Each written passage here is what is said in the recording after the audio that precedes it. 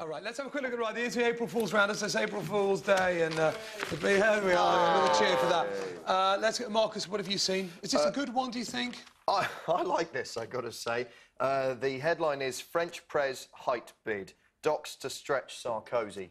Yeah. And I think it's laughing. Enjoyable. This is a good story. The French President Nicolas Sarkozy has started pioneering stretch surgery in a bid to make him taller. Yeah. So he'll be as tall as his wife.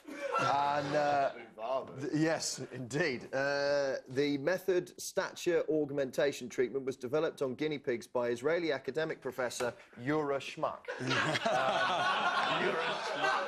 So I have to say I enjoyed this story. It's the detail, though, isn't it? There's a lovely little extra bit here saying that injecting things into him to help with this may damage his kidneys. A more common procedure is to cut through the leg bones and then fix an external frame which is used to slightly separate the break as new bone forms. It's great, isn't it? So basically turn him into an X-Man. Yeah. It's also the little warning by Dr. Carol Cooper that gives it the ring of authenticity. Absolutely. Which I think makes it a good April Fool. Yeah. Mel, which paper have you got? Right, I've got the Daily Mirror. This really made me chuckle. In trying to top ratings hit Strictly Come Dancing, ITV came up with, obviously, Dancing on Ice. In a brave move to increase the popularity of greyhound racing, punters in Britain will be able to watch Dogs on Ice. And there's a lovely... What I love is that somebody has probably spent a good 3 days' work on that in the Mirror, in their graphics department. You know, it's just great. Each little dog, you'll notice, has got a skate on it, if you can see in the picture, and there's also some lovely shading underneath to give it real authenticity. And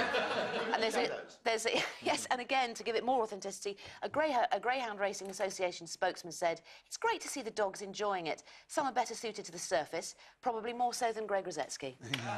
So a little gag in there as well. I mean, you joke, it would rate that show. It actually would, yes.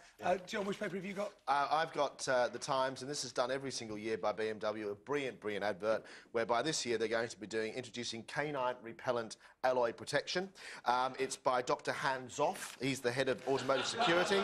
And the real surprise is the 220 volts that requires, courtesy of the brake energy system, converts the energy into rim impulse power, or RIP. So basically, if a dog tries to wee on your tyre, it gets electrocuted. And it's got little steaming ears. That is so cool. But they do it every year. Apparently, it's their sort of one wonderful sense of humour. German sense of humour. Yes. A couple of people actually cheered as you said the words, "the dog gets electrocuted." Yes.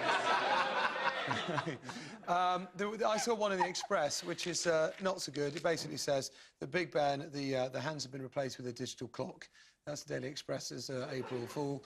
And really unfunny. Yeah. As soon as I read it, I just thought, yeah, that's their April Fool. Yeah.